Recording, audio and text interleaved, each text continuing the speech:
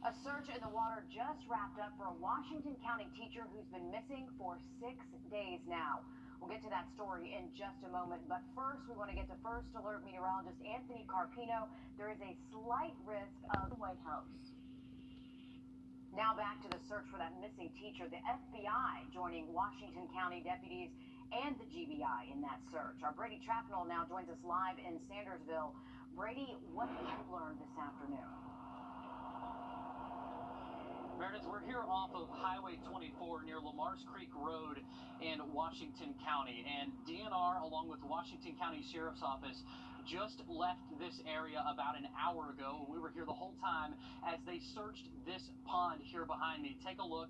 It's a very small pond just off the highway. You can probably hear the cars and trucks coming by on the road here. It's pretty loud, and you would, driving by, not even know that this pond was here.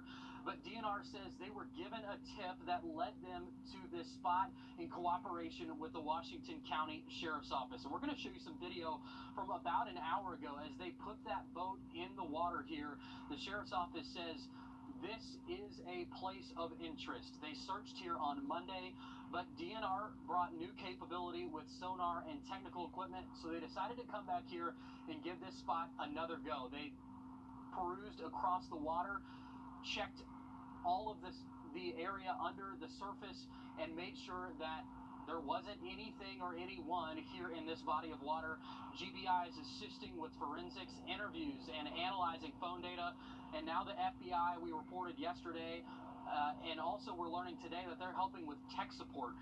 And I spoke with Tina's cousin, a manager at Puebla's Mexican restaurant, who was there with her Friday night. What happened that night, trying to put the pieces together, like what exactly happened, because it's not like her at all, just to vanish. I just hope that she does return safe. I really do hope that she is somewhere out there okay. And we went by S&T Food and Convenience Store just about a half a mile from where she left her vehicle on Friday night at that Walmart.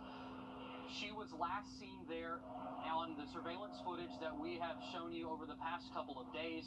We talked with the cashier, who was actually the one who sold her some cigarettes and a cigar Friday night. He said everything looked fine. There was no concern on her face, and she seemed very relaxed. And so he isn't sure, of course, what happened after that point, but I think that's just an interesting detail that we have learned here today. We're going to continually have updates for you throughout the evening. Of course, we know there is a vigil planned by the community happening over at the Nazarene Church back in town in the middle of Sandersville this evening. We'll also have a crew there tonight to keep you updated. All right, thanks for that, Brady. It's a small community, so this sends shockwaves across the entire area, and hopefully we'll be able to get some answers soon. Stay on top of that for us, Brady. South Carolina DHEC working. Bringing hundreds of new jobs to the area. We're live with an update on the opportunities for you in just a few moments from now. But first up, we're continuing to follow the search for a first grade teacher missing in Washington County. We're heading now into night 6, and still no sign of 46-year-old Tina Prince. Our Brady Trapnell is live from Sandersville. He's right off Highway 24 near Lamar Creek Road, where search crews were on the ground this afternoon. Brady, do we know why they were searching that particular spot? Meredith, all investigators told me is that this spot behind me is a place of interest. They have not clarified if it's still a place of interest, because when they put boats in here at the pond, they didn't find anything. So if you just take a look over here behind me, this is the pond that they were searching a couple hours ago. They were here for an hour. We were here the entire time. They put a small boat in the water, and like I said, they didn't find anything. They used sonar, special equipment, and no sign of Tina Prince. It's day 6, and still Tina Prince is nowhere to be found. A pond off the beaten path near Highway 24 here in Washington County, the place of interest. Yet this afternoon, search crews found nothing, leaving her community still wondering where she is. What happened that night, trying to put the pieces together, like what exactly happened, because it's not like her at all, just to vanish. Priscilla Puebla is Tina's cousin. She's also the manager at Puebla's Mexican restaurant, and she was with Prince Friday night when she went missing. We don't know exactly what's going on, and we don't know if somebody did something S&T Food is the convenience store where Prince could be seen on surveillance. The cashier told us that she acted normal and bought cigarettes and a cigar. It's about a half a mile from where she left her car Friday night at Walmart. This town is very quiet, laid back, everybody knows everything. Puebla says Tina Prince has taught school here for 2 decades and was supposed to start teaching summer school next week. But her school hasn't heard anything from her. Just if you know anything, please come forward with it.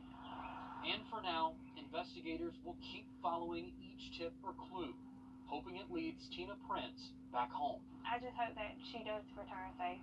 I really do hope that she is somewhere out there okay. And there is a community vigil tonight in Sandersville at the Nazarene Church. It's right in the middle of town, right across from the McDonald's there, and it starts at 8 o'clock tonight. Anyone is welcome, and they're all going to be praying for Tina Prince's return. So many people with so many questions, and a community so affected by this. Thanks for that update, Brady. We're also hearing from the Washington County School District where Tina worked tonight. In a statement, the superintendent says thoughts and prayers are with everyone impacted by her disappearance. He says they remain hopeful for her safe return and pray for comfort for loved ones and family during this time. We have much more news ahead, but let's pause now for a check of the weather.